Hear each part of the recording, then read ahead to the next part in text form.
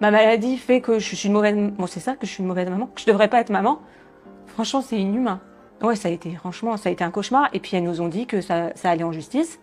Vous avez été signalé par dénonciation aux services sociaux. On reçoit en fait un courrier qui nous indique qu'on fait l'objet d'un signalement et d'une enquête, c'est ça pour Oui, reprendre les mots, j'ai reçu, en fait, j'étais toute seule parce que toi, t'étais dans le sud.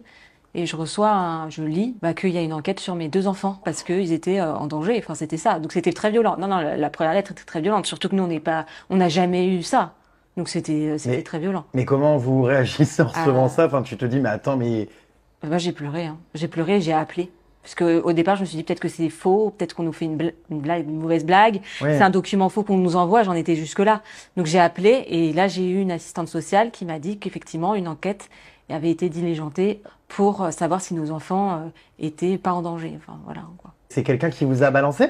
Alors, on l'a su plus tard, ça beaucoup plus tard, puisque en fait, ils nous ont pas dit tout de suite, hein, ils n'ont pas voulu nous donner la raison. On sait que c'est une femme qui a écrit une lettre, qui a appelé et écrit une lettre pour nous dénoncer aux services sociaux à la CRIP, quoi. Pour plusieurs raisons qui sont des raisons farfelues. Parce que franchement, nous, on l'a lu, la lettre, c'est des raisons farfelues. Je sais pas si on... Voilà. Ouais, qu'est-ce qui est dit dans cette Bah, lettre? que, Qui est cette femme déjà, tu sais? Non, bah non, Alors, c'est ce qu'on anonyme. sait, C'est quelqu'un qui te suit, tu t'es c'est rendu anonyme. compte? Oui, pas alors signé. c'est marqué hein, dans la lettre qu'elle me suit. Donc, oui, Tu oui. te rends compte? Ouais, c'est marqué. Je suis sur les réseaux sociaux, les mots en couleur, Diane Moitrelot, qui habite telle ville, donc elle sait où j'habite. Oh, Oui, oui, franchement, c'est horrible. Et qui dit que je prends une nounou, enfin qu'on prend une nounou le samedi pour que Xavier aille au sport et que je me repose. Qui dit que on va. et dans- alors, ça, c'est Oui, pas mais- enfin, de la Donc, c'est pas maltraitance? vrai. Enfin, c'est une personne qui, entre guillemets, nous stalk. Enfin, elle voit ce qu'on veut bien montrer. Sauf qu'elle a que des petites informations. Oui, parce qu'il va parce pas que au sport le samedi. ce qu'on enfin, voit sur les réseaux sociaux, c'est ce qu'on montre, c'est quelques minutes de vie Une petite partie par de jour. notre vie. Elle disait aussi qu'on allait au club vacances et qu'on laissait nos enfants toute la journée à des comment ça s'appelle, des gardes, au mini club, quoi, tu vois. Non, mais attends, mais même si c'était le cas, tout le Oui, monde le fait. mais oui. Bah oui, Non, mais je veux dire, encore, je pensais que vous alliez me dire que dans la lettre, il était écrit que on vous soupçonnait de frapper vos enfants. Non, il y a pas. Non. Non, mais attendez, il y a une enquête qui est ouverte parce que des enfants sont gardés par une nounou? il y a plein, non, il y a Ouais. plein de choses. Il y a des petites choses comme ça, que Capucine et Raphaël dorment trop, donc il n'y a pas de moment en famille. Mais comment elle le sait? Bah, elle le sait pas en fait. Elle le sait pas. C'est que des suppositions, c'est que du sentiment, c'est une information préoccupante, je te rappelle. C'est toute la subtilité. Ah oui, enfin c'est des dans la lettre, je suis désolée. Vous recevez une première visite à domicile assez terrible. Alors c'était difficile parce qu'on s'est dit oui, c'est des travailleurs sociaux qui viennent chez toi pour justement juger si tu es si on est des bons parents ou pas. C'était 2 femmes. Les questions, je me rappelle, franchement, des questions. C'était des questions sur nos vies, mais on comprenait pas le rapport parce qu'encore une fois, on ne savait pas de quoi on était accusé à ce moment-là. Donc je leur ai demandé, c'est en rapport avec mon compte Instagram, c'est en rapport avec ma maladie, vous me reprochez si je suis malade. Elle me disait rien, rien. Il y a un second rendez-vous qui est demandé et qui peut pas se faire parce que pour des raisons de santé. Et c'est là où finalement on est reçu dans leur bureau et elles nous présentent, en fait, elles nous lisent Leurs le conclusions. rapport, les Le rapport conclusions qu'elles vont envoyer. pendant mais longtemps, hein, ça a duré longtemps. Hein. Ouais. Et là c'est là en fait où il y a eu vraiment la descente aux enfers. Mais c'est-à-dire? Mais qu'est-ce qu'ils ont fait? Bah, Un rapport de quoi elles s'ils ont rien vu? Elles ont fait un rapport super hostile Horrible. en prenant des choses. En fait, elles ont monté de toutes pièces, selon nous, hein, un rapport à charge, en prenant les éléments qu'ils arrangeaient, en exagérant ou en déformant des choses, en sortant des choses de leur contexte. On peut faire tout ce qu'on veut. Et c'est ce qui s'est passé. Et donc, en fait, Mais en elles me en sont arrivées reprochant- à des conclusions. Non, mais elles m'ont reproché en gros d'être malade, d'être hospitalisée. Elle me disait que j'étais trop hospitalisée et que ça avait une influence sur mes enfants. C'est ça. Que je mettais mes enfants dans un mauvais climat malsain au vu de ma maladie. Elles m'ont reproché aussi. Non, mais c'est une honte. Oui. Non, mais on peut pas reprocher ça à quelqu'un. La maladie ne se contrôle pas. C'est pas comme si tu te comportais mal. Bah oui.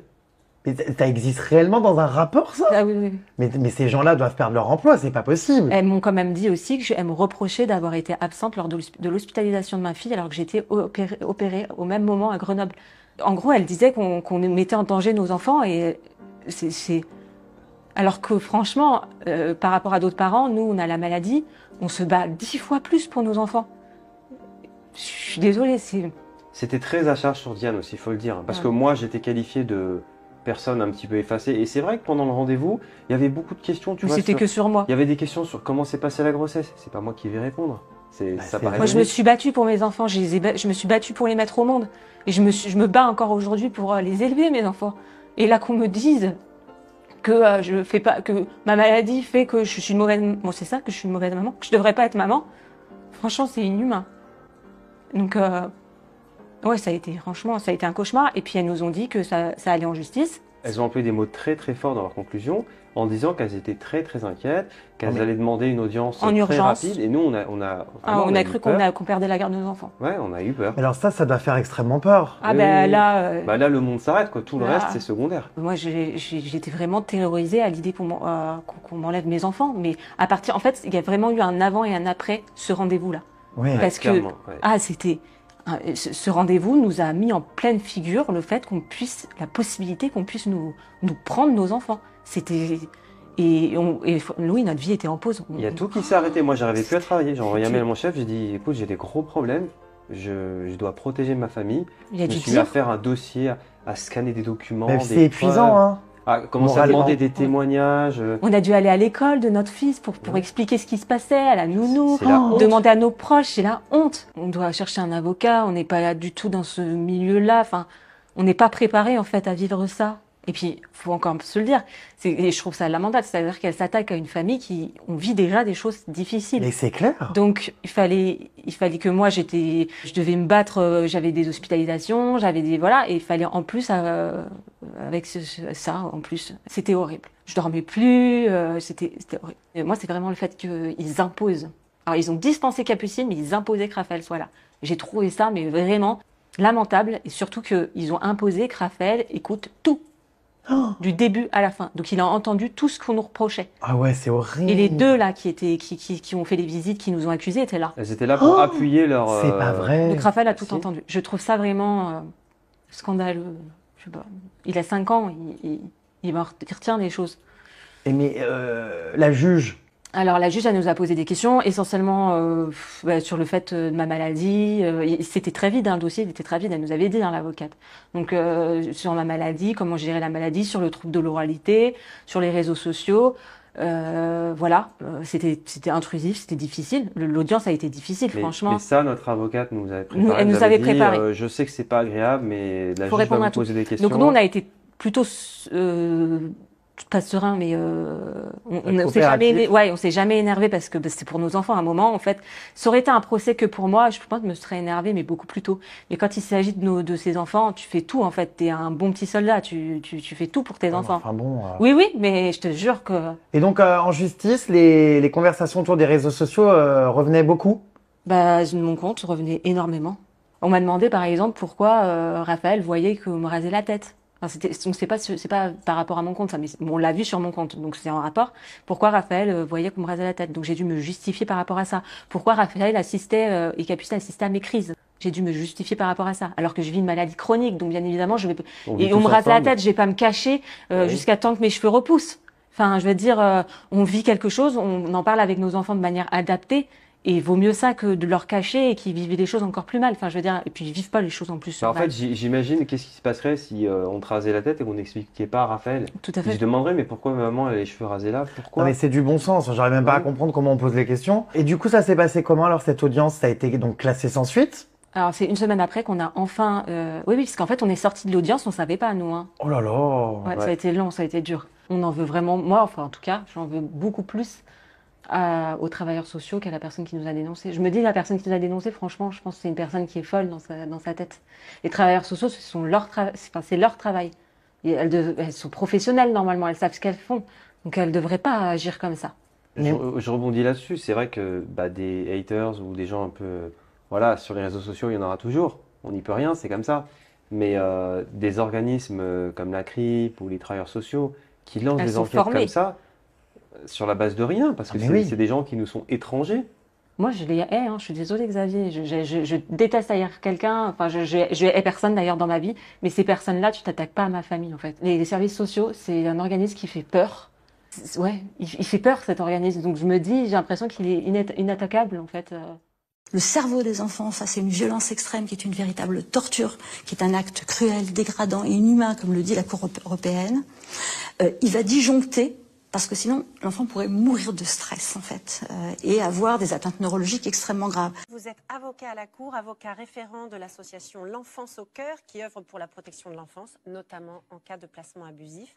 Et puis vous êtes l'auteur de Placement abusif d'enfants, une justice sous influence. Or, s'acharner sur des familles qui aiment trop leur enfant et on place l'enfant. On peut avoir un enfant placé parce qu'on aime trop Tout à notre fait, enfant. tout à fait. Donc il y a bien d'autres explications derrière. Structurel, vous voulez dire? Structurelles, également, il faut le dire, de rentabilité, parce que c'est un secteur, la protection de l'enfance, qui jouit d'un budget extrêmement important, budget qu'il faut quand même conserver, budget qui fait vivre. Philippe Séguin, premier président de la Cour des comptes, ministre des Affaires sociales, l'a affirmé: si la France ne résout pas les dysfonctionnements de sa protection de l'enfance, si elle veut occulter la barbarie qui prévaut dans de trop nombreux cas et occasionne une véritable maltraitance institutionnelle, ce sont des dizaines de milliers d'enfants qui connaîtront des traumatismes irréversibles. Et la société devra chèrement payer son renoncement aux valeurs du pays des droits de l'homme.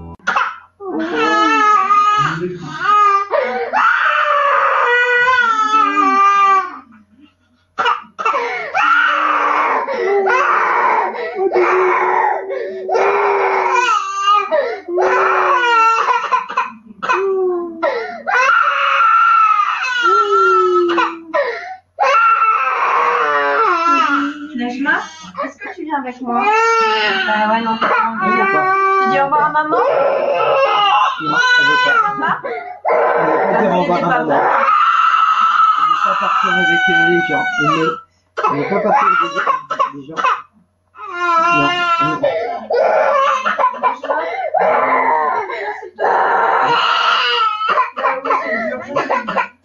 Je sais, c'est dur pour tout le monde. Papa, maman.